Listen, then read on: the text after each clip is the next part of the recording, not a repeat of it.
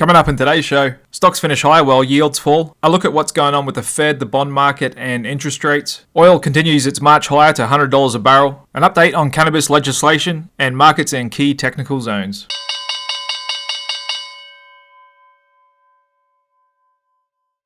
Hey, what's up everybody? Welcome back to the Click Capital Daily Market Show. My name is Jared and I'm back in the saddle, ready to bring you the show every day after close. And as my regular viewers know, I've been off for the last week and a half, getting some things done around the house and having a bit of a break, and I'm feeling refreshed and back now, and we'll be here every day, most likely all the way through to Christmas, when I'll probably have a few days off when the markets are quiet at that time anyway. But without any further ado, let's get right into it. And so on this Thursday in Wall Street, pretty bullish day with a bit of breadth across the board, everything except utilities, which has been getting whacked recently, and stick with me because I'm going to dive into that one on the charts a bit later on. And we did see a bit of weakness in healthcare and energy today, and tech held up pretty good with semis having a good day as well. And just switching over to a 1 week performance heat map, you can see apart from semis and energy, there has been a bit of bearish breadth out there. And just switching over again to a 1 month performance heat map, you can see there's even more bearish breadth. So the market's definitely been in a pullback, and one could even argue is at the start of a correction. So stick with me today. I'll get you all up to date on the most important news out there. Then we'll dive into the charts and have a look at not only what's happened today, but over the last week or so, and what we could expect going forward. First, let's start off with a bit of bullish research. And this piece is out from Davis Research, saying there's reason for optimism, and the stock market could be primed for a year-end rally after the slump we've seen in August and September, as sentiment is nearing extremely pessimistic levels. And that's true, we can see that in the fear and greed index. Yesterday was in the extreme fear zone, and today we closed at 29 at the bottom of the fear zone.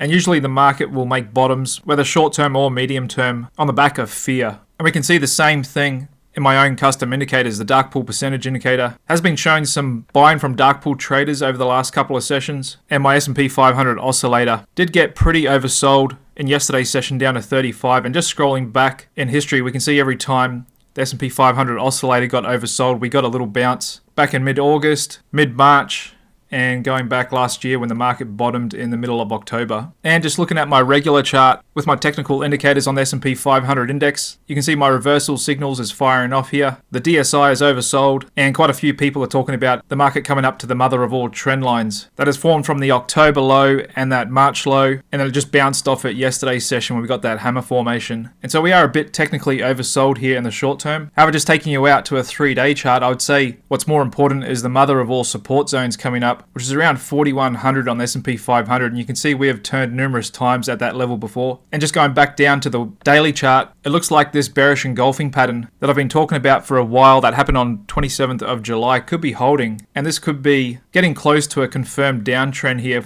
If we can break through this trend line here, we may have further downside to go. However, in the short term, we may get a bounce back up, tag the 50-day VWAP, as we are a little oversold in the short term here. And just looking at a clean monthly chart of the S&P 500, we're definitely having this short-term pullback. However, it's a bit too early to say we're in a medium-term correction. And for that to happen, I'd like to see that 4,100 level get taken out and then trade below 4,000. Then we could say this is kind of a double top and we may be in a confirmed downtrend then. However, stick with me. I'll take you through the rest of today's news and data. Then we'll come back and dive into the charts and all the most important markets and sectors out there to give you the whole picture of what's going on. So for now, the US economy is still holding up. We had been getting a lot of revised numbers on the downside. However, the government just came out and confirmed the economy grew last quarter at a 2.1% rate, which is still pretty good considering the macro backdrop of the Fed aggressively hiking rates. It doesn't look like that's really played out through the economy just yet, as there can be up to a 12-month lag on that. And what's really helped yields higher over the last week or so and stocks lower is the Fed holding steady on their interest rate projections that we're going to stay higher for longer. So the stock market's really hoping that the Fed can come out and kind of declare victory on inflation, signal to the market they're going on pause, and the stock market wants that Goldilocks scenario of growth, low inflation, and rates on hold. However, that's not materializing at the moment. And that's why we got BlackRock's fixed income chief, Rick Rieder, saying investors should believe the Fed is going to hike again. He said you've got to take them at their word that they want to get another 25 basis points. And like he's saying, the data can suggest that they could start pausing. However, I think the Fed is kind of signaling to the market that they're keeping the window open on another rate hike and kind of let the market help them keep conditions a bit tighter instead of letting things run away a bit on them. Because in my opinion, the Fed really does kind of want to pause without really saying so, just to kind of let the economy catch up to all their rate hikes and see how much damage it will do at the end of the day. Because I think whether they stop now or not, the pain is already on the way. And we can see in the Fed dot plot, which is kind of a map showing where Fed officials think interest rates are going to go. They all put their projections in there. We don't know which dot belongs to each member, as it's done privately, and we can see still a few members think we need one more rate hike this year, and their projections are actually moved a little bit higher over the last couple of months. And that's causing some research analysts like Ed Yardeni to think that bond market vigilantes might be coming back, a term first coined in the 80s. And that's basically the theory that big bond market investors will gang up to sell treasuries and thus increasing rates, which kind of puts the pressure on the government to get a hold of their spending, as that interest payment on federal debt is constantly ballooning and we still have inflation at twice the Fed target. And just looking at the daily chart of the US government bond 10-year yield, we can see this is in a strong short-term and medium-term uptrend. We actually just reached new highs for the year today at 4.68%, and just taking you out to a clean monthly chart, you can see that bounce off the March 2020 lows from COVID when rates hit rock bottom, and now it's been a steady climb higher. And just zooming out, one could argue this is the biggest rally we've had in decades in government bond yields. You can see it's clearly broken this multi-decade trend line. And for my regular viewers, you'll know this is something I've talked about for a while now. Here's my first research piece on it. A year and a half ago, back in April last year, I talked about the 10-year bond yield breaking out of that huge multi-decade trend line back when we were at 2.6%. And here we are today just at 4.6%, up a full 200 basis points in that time. And this thing looks like it's got real legs and momentum and could potentially go a lot higher than a lot of people think, which is going to cause a huge headwind to stock and bond prices. Not to mention what it's already doing to the mortgage and housing market, with mortgage rates hitting a 23-year high, which is now making home ownership unaffordable in 80% of US counties. However, home prices are remaining elevated due to the lack of supply of homes being sold because everyone's locked into lower rates. They don't want to move and come back into the current day rates on a fresh mortgage. On top of that, we've got the resumption of student loan repayments, with some estimates saying that's going to drain about 5.5 to 8.2 billion of consumer spending out of the economy. And I'd say that's already having a bit of downward pressure on retail sales. And it's a hard time for real estate agents with all that going on, and that's showing up in pending home sales, slipping 7.1% in August as the market's kind of coming to a standstill. Further squeezing the consumer is oil, which is also on a strong march higher. Goldman's saying they're going to hit $100 a barrel in 2024. I think that could happen in the next couple of weeks, as we already hit $95 a barrel today. And that's largely due to our friends over in Saudi Arabia and Russia putting the squeeze on us by cutting their production, just reaffirming in the long term we need to be self-sufficient with energy. However, like the old saying goes, the cure for high commodity prices is high commodity prices, because the higher they go in the short term, it does have an effect on demand, and suppliers rush to take advantage of those high prices and increase their supply. And of course the Saudis and Russians know that, so it's very likely they could take the foot off the brake soon, because the higher oil goes, the cheaper clean energy becomes, relatively speaking. And there's a look at the daily price of crude oil futures on that steady short-term, medium-term uptrend. After we broke out of that key resistance level we were watching for a while at $83 a barrel, and just taking you out to a clean weekly chart, there's that crazy spike. We got down to negative $40 a barrel in April 2020. When demand fell off a cliff and basically the market was paying you to take oil off its hands. Something a lot of people thought could never happen, but that's markets for you. They do crazy things in the short term. Then we ripped up to $130 a barrel early last year, peaked out and came off quite a lot. We've found support mid-year here, around high 60s a barrel, and they've taken out a few key resistance zones and now in a short-term uptrend. So the next big one is whether we can close above this $95 a level barrel, and then the big psychological $100 a barrel. I think there is a good chance we will get above 100. However, we are probably due a short-term pullback and maybe a bit of a correction, because Saudi Arabia and Russia have committed to production cuts through December, and they may come out with news next month, November, that they're going to pause on that and just kind of let prices kind of drift back down, because the sweet spot for them is probably in the mid-80s. Where it doesn't affect demand too much and clean energy doesn't become too much cheaper, relatively speaking. Also not helping the market is the biggest stock in the market, Apple, which we just saw the release of their new iPhone 15, and it was a bit lackluster, the response to that. Apparently they're already having some technical issues with it, and for my regular viewers of the channel, know we've been watching this key support zone around 173, and the last couple of days it looks to have lost that. And just looking at the Nasdaq index itself, it's kind of a similar pattern here. We are a little short-term oversold. We may get a little bounce here. However, it's going to be very hard for the Nasdaq to break out to new highs again if Apple is falling down. And just to give you a bit of update on what's happening in the cannabis industry, regular viewers know I've had a long position in the multi-state operator ETF MSOS since the middle of the year, which has been on absolute tear the last month or so. And so far, so good. The Safe Banking Act, which they renamed the Safer Banking Act, is showing some traction.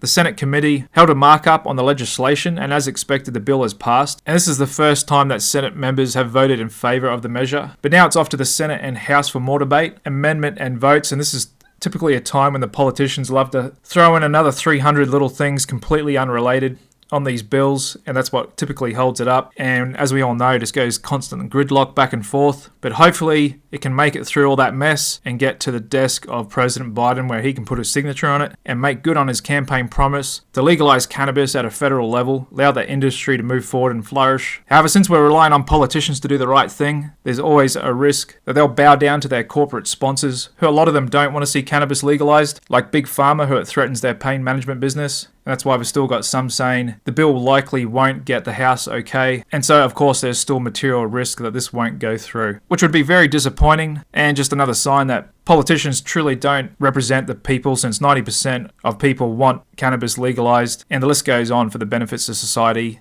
if it does. Moving on from news over to economic data, and we can see initial jobless claims come in today, a bit lower than expected at 204,000 versus 215,000. At a sign the jobs market is still holding up, and there's that GDP growth rate at 2.1%, and those pending home sales coming in a lot worse than expected. Looking out to tomorrow, it's the last day of the quarter. Could be a busy day. We've got a bunch of quarterly options expiring. Might be a bit of volume and volatility. And in economic data, we got some PCE and personal spending data to look at, but that's not going to be too much of a big deal, along with consumer sentiment and then some PMIs coming out of China. Here's a look at how the Fed fund futures market is pricing probabilities of what the Fed's going to do going out in the future. And they're saying when the Fed meets again on the 1st of November, 80% chance they'll stay and hold. Then looking out December, January, they're giving about a 1 in 3 chance we'll get that other hike. So the market's really hoping that the Fed is done here. And I think the Fed kind of wants to stay on this unofficial pause, kind of let those rates play out through the economy, see how bad things get, and kind of let their commentary keep things tight. And in my opinion, they want to see the jobs market kind of loosen up a bit,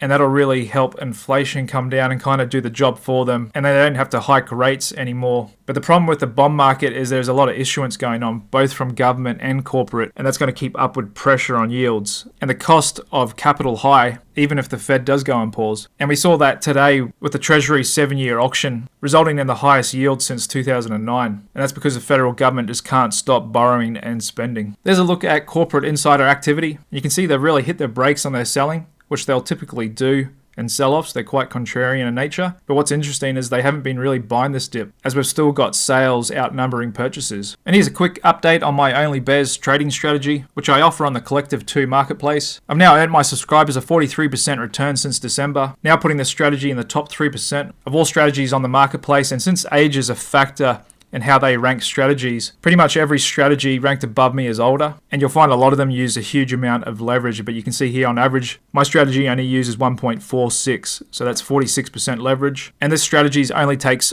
short positions, always has 20 positions short, combination of short-term swing trades, medium-term tactical positions. So if you're interested in that, click the link below the video in the description. And there's also a coupon code there where you can get the first month free. And my goal for this is to double my subscribers' money by the end of next year. So I want 100% return by the end of next year. And the market's barely done a pullback correction here. And I'm already crushing the index. And what I really want for this strategy is when we do get that inevitable correction, crash, bear market or whatever over the next couple of years, I really want to clean up in this account with 200-300% return. So in my eyes, we're just getting started here. Okay, back into the charts and stick with me. I'll come back to the S&P 500 at the end. Let's first just take a look at all the other major market categories out there. There's Canada's TSX, which is oversold in this big range. UK's FTSE's been holding up a bit better, and Germany's DAX moving down to the bottom of this range, taking out a few key support zones, and same with the China 50 index. Trading weak as ever. They're really trying to jumpstart their economy and market. Doesn't look like it's working yet. And one of the better performing international markets this year, Japan's Nikkei 225 holding up within this range, and the Aussie 200 kind of range bound as well, looking to find short-term support. With that market pulling back over the last week or so, we've got a bit of a pop in the VIX. still struggled to make 20. And we've got a little backwardation going on here up the front with the VIX 1-day and 9-day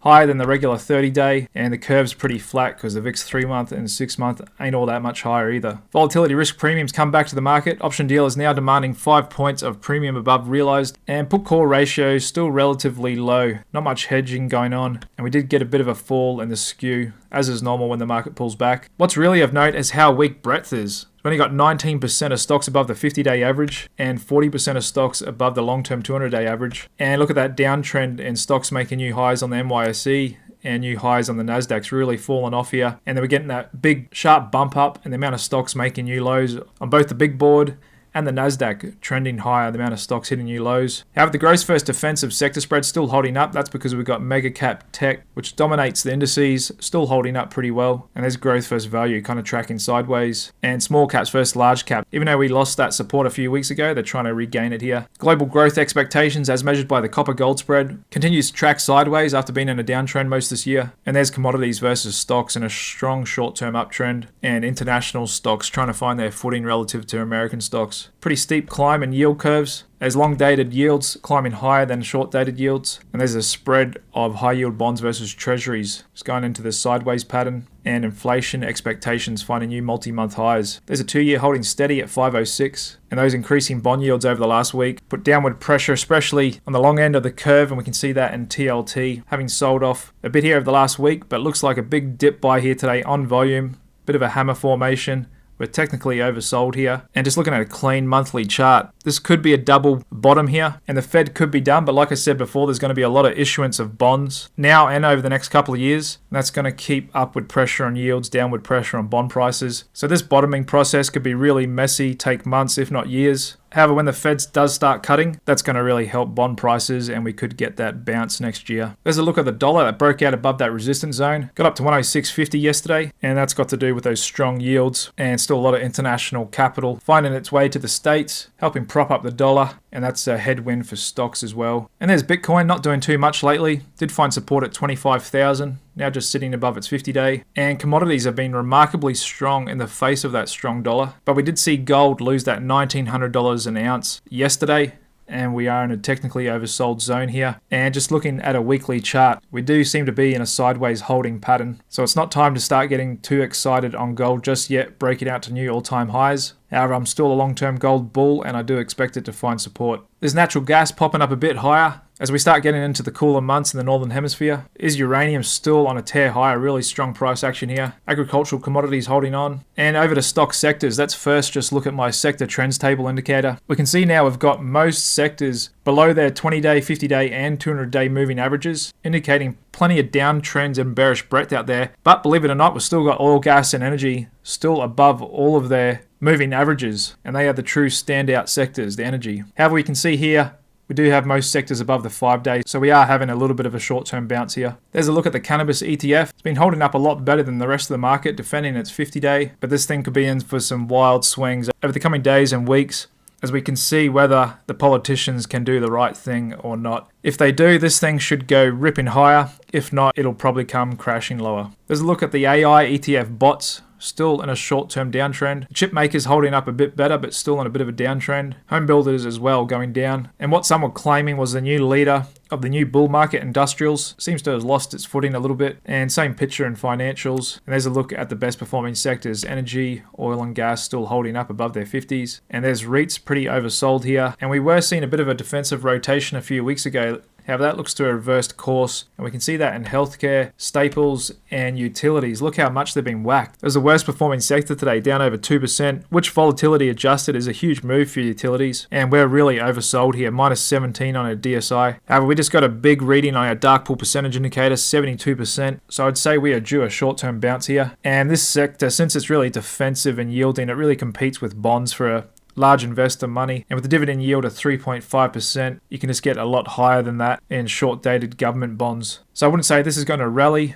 anytime soon. We just may find some short-term footing. There's a look at the BlackRock barometer, weak as well. Largest bank in the world, JP Morgan, holding up there, and the two big oil makers, Exxon and Chevron, doing a good job at holding up. Second largest stock in the market, Microsoft, also weak, but firing off reversal signals. Google holding up better, Amazon weak, and the other big important one, NVDA, has spent the last couple of weeks below its 50-day VWAP, which is the weakest it's been all year, and this is kind of just drifting sideways now. Same deal with Tesla. There's a look at those recent IPOs. Instacart and ARM being sold off, which we quite often see with new IPOs. After the initial buzz wears off, there's a bit of selling, there's a lot of insiders dump onto the market. And over to the meme space, we did see some pretty big moves up today in Siri, up 15%. Peloton moved up 5%. On the back of the news, they're partnering with Lululemon. Active today was CarMax, which is a retailer. They came in with earnings in line with expectations. However, the market didn't like their outlook and guidance, sold them off over 13%. And tech stock Workday fell 8.5% after they lowered their growth expectations. And there's Nike, just reported earnings after hours as I speak, came in with a huge beat on the bottom line, 24%.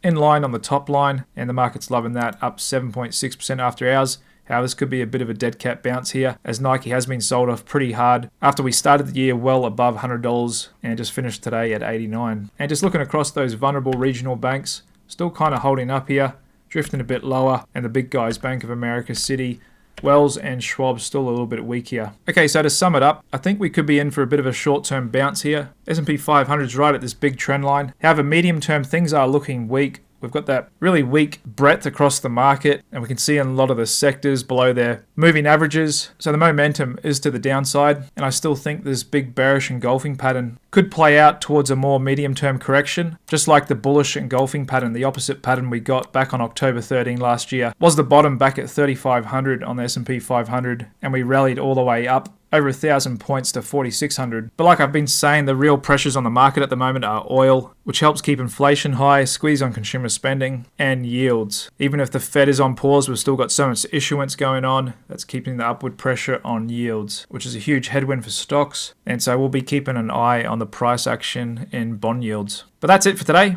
Thanks very much for coming back to Click Capital. Truly appreciate your support. You're welcome to drop your comments on what's going on with this market. I reply to everybody, and I hope to see you back again tomorrow afternoon. Cheers.